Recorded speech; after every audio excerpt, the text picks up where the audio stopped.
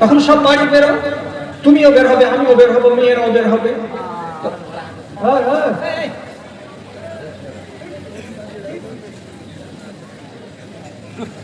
তোমরা যদি একসাথে বের হও একটা গেট দিয়ে, তো বেটা ছেলে আর বেটি ছেলে সব একাকার হয়ে যাবে, একজন আর একজনের সঙ্গে মিলেমিশে যাবে, এর হাত ওর হাতে, এর গা ওর গা, এর শরীর ওর শরীরে লেগে যাবে। আর এটা ইসলাম চাই না। তো কি করতে হবে? তখন নবীজি বলছেন ইস্তাগফিরনা ইস্তাগফিরনা। যখন নামাজ শেষ হয়ে যাবে তোমরা মেয়ে ছেলেরা একটুখানি মসজিদে দাঁড়াও, একটুখানি দেরি করো, যতক্ষণ পর্যন্ত পুরুষ লোকেরা গেট দিয়ে বেরিয়ে চলে না যাবে ততক্ষণ পর্যন্ত তোমরা মসজিদ থেকে বের হয় না।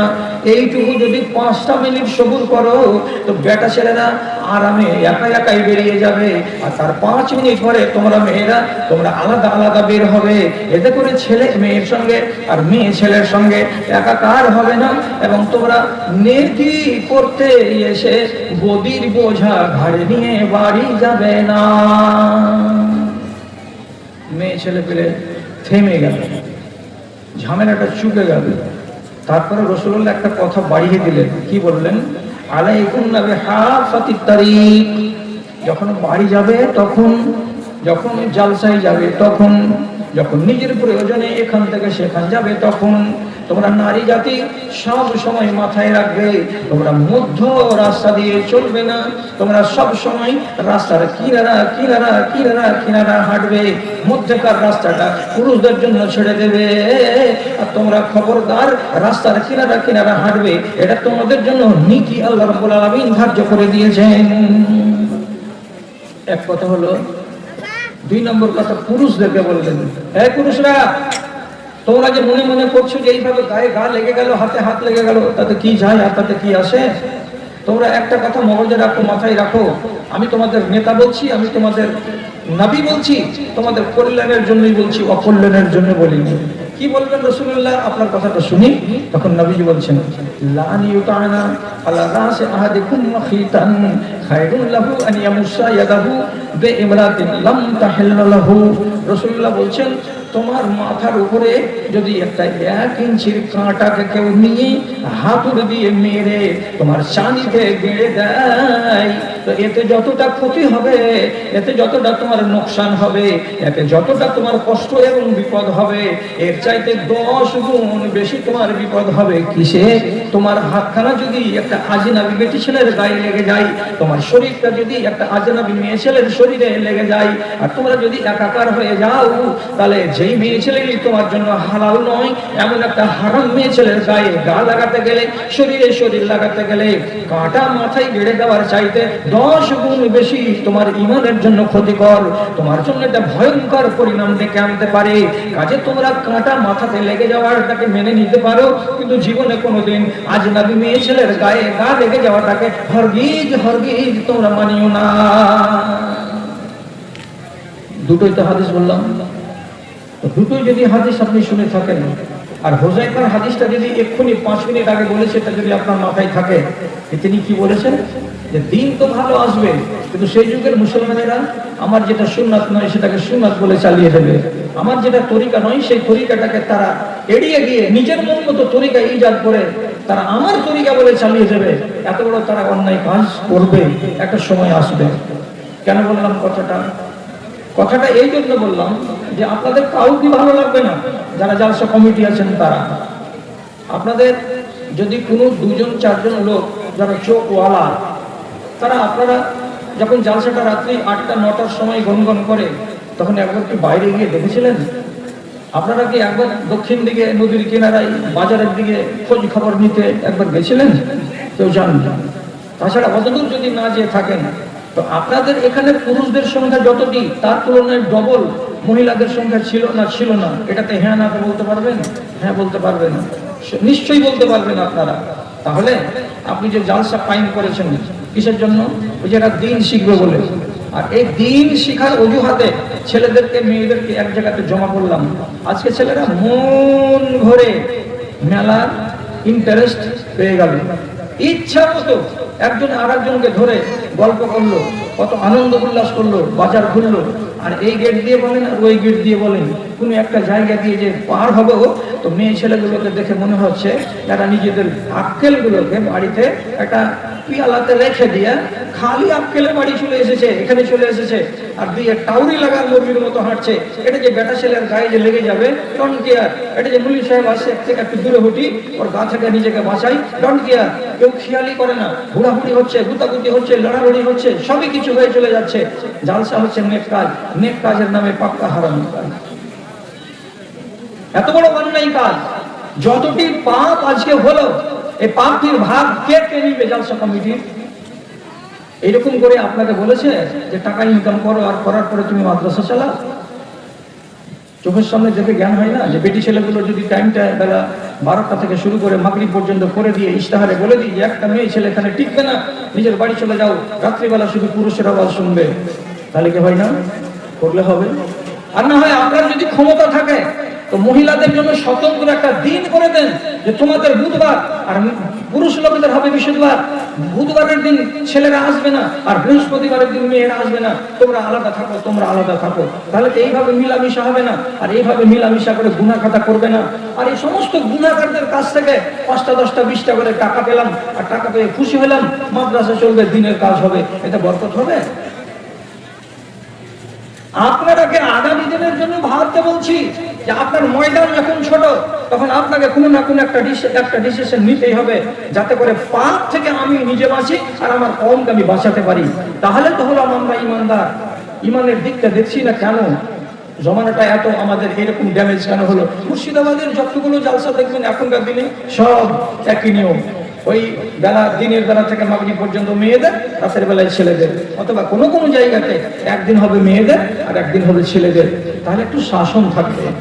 আর দোকানওয়ালাদেরকে একটা ইশতেহারে লিখে দিয়ে 10টা স্বেচ্ছাসেবক দেন, আর দেওয়ার পরে কমসে কম লাঠি হাতে করে ওরা মুখে বলুক যে দোকান বসবে না, দোকান বসবে না বলে জালসা মালদা জেলাতে এখন হতে শুরু হয়েছে এবং কামিয়াব।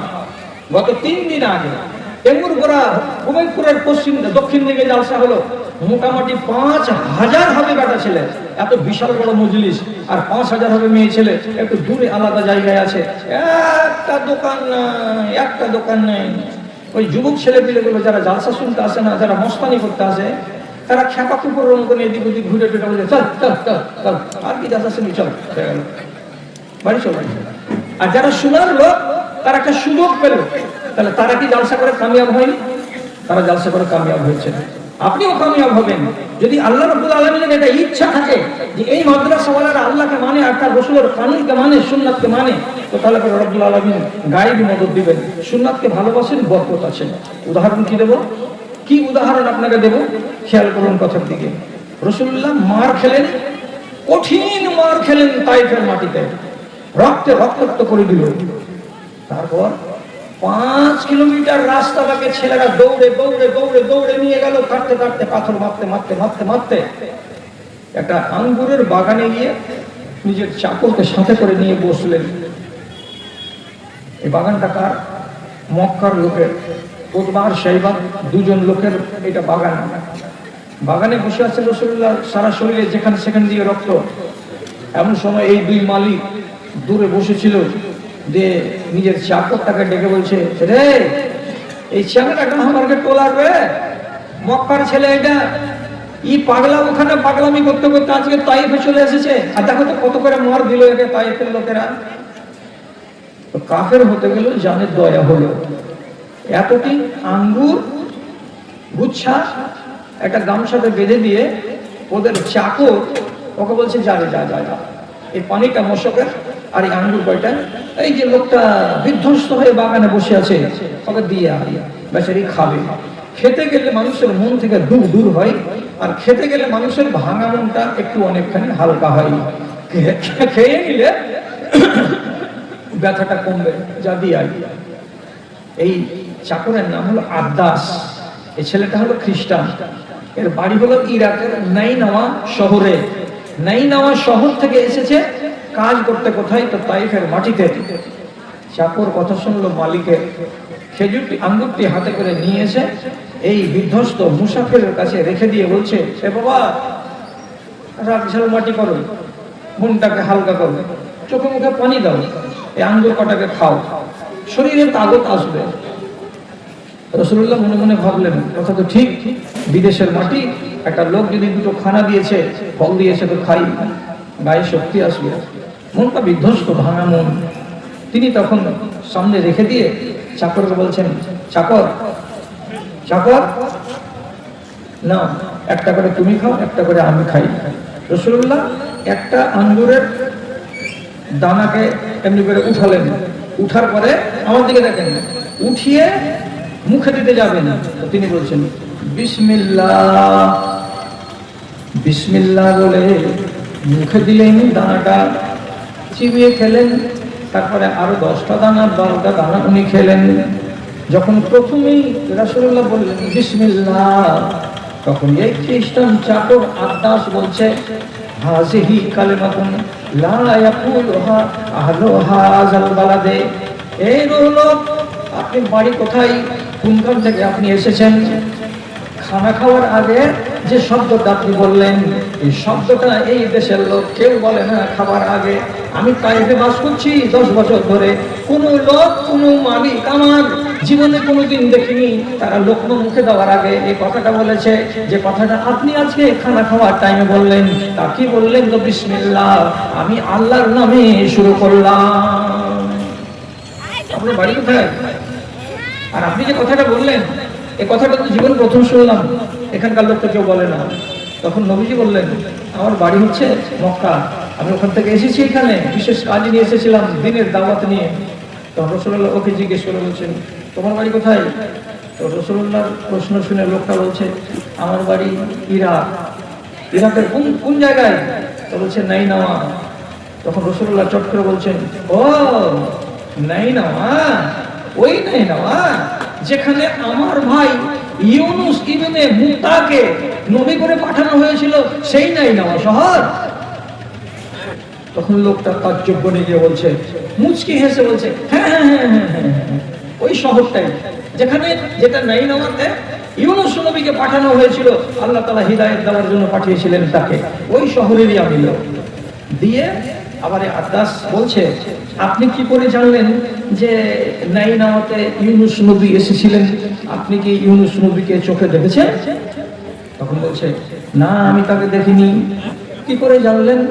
তো তিনি তখন জবাব দিয়ে বলছেন, আল আম্বিয়া ও বানুল আল্লাহতে, পৃথিবীতে যত নবী এসেছেন সব এরা হলো বাপের দিক দিয়ে এক ভাই, আর মায়ের দিক দিয়ে হলো আলাদা আলাদা সৎ ভাই। ইউনুস নবীকে রব্বুল আলামিন নাইনাওয়া শহরে পাঠিয়েছিলেন, সে কথা আমাকে আল্লাহ কোরআনে খবর দিয়ে দিয়েছেন। আমি কোরআন থেকে জানি ইউনুস আলাইহিস সালামকে নাইনাওয়া শহরে পাঠানো হয়েছিল। তিনি একজন নবী, আমি যেমন নবী, আমি যেমন নবী, তিনি ছিলেন একজন নবী। তিনি গত হয়ে গেছেন, তারপরে আমি এখন দুনিয়াতে আছি, আমিও আমার কাজ করে করে দিয়ে আমিও বিদায় হয়ে যাব। এই খ্রিস্টান চাকর যখন এই কথাটি শুনলো যে তিনি ছিলেন নবী, আমিও একজন নবী, তখন মুচকি হেসে বলছেন, আল্লাহর কসম খেয়ে বলছি, এতক্ষণ আপনার উপরে আমার যেটুকু সন্দেহ ছিল, সন্দেহটা দূর হয়ে গেল। আপনি যদি নবী না হতেন, তাহলে পরে নাইনাওয়া শহরে ইউনুস নবীকে পাঠানো হয়েছিল, এটা আপনি বলতে পারতেন না। তিনি ছিলেন আমাদের নবী, এবং যখন নবীকে আপনি ভাই বলে ডেকে নিয়েছেন, তখন আপনার উপরে আমার ভালোবাসা জন্মে গেল। আপনিও হলেন শেষ নবী, তাহলে ওই নবীকে যদি মেনে থাকি, তো আপনাকে হাতে পেয়েছি, আপনাকে কেন আমি মানবো না? আকাব্বা আলা ইয়াদাইহি, সঙ্গে সঙ্গে রাসূলুল্লাহ আঙ্গুর খাচ্ছেন, এমন সময়তে মুখখানাকে বাড়িয়ে দিয়ে রাসূলুল্লাহর হাতের উপরে একটা চুম্বন দান করে দিয়ে বলছেন, হে নবীজি, আপনার দিনের ভেতরে প্রবেশ করব, কি করতে হবে বলেন তো? রাসূলুল্লাহ জর্জরিত শরীরে, মর্মাহত মন মেজাজে যখন খানা খাচ্ছিলেন, ওই হালাতেই লোকটা যখন রাজি হয়ে গেল এই দিনের ভেতরে প্রবেশ করার, রাসূলুল্লাহ কলমা পড়ালেন, আর বাগানের ভেতরেই প্রথম লোকটা মুসলমান হয়ে গেল। মুসলমান হলো কিসের দ্বারাই? রাসূলুল্লাহ যখন সুন্নাত অনুযায়ী খানা খেতে গেলেন, সুন্নাতের দিকে নজর পড়লো তার দ্বারাই। একটা সুন্নাত কত বড় দরজা উন্মুক্ত করলো। রাসূল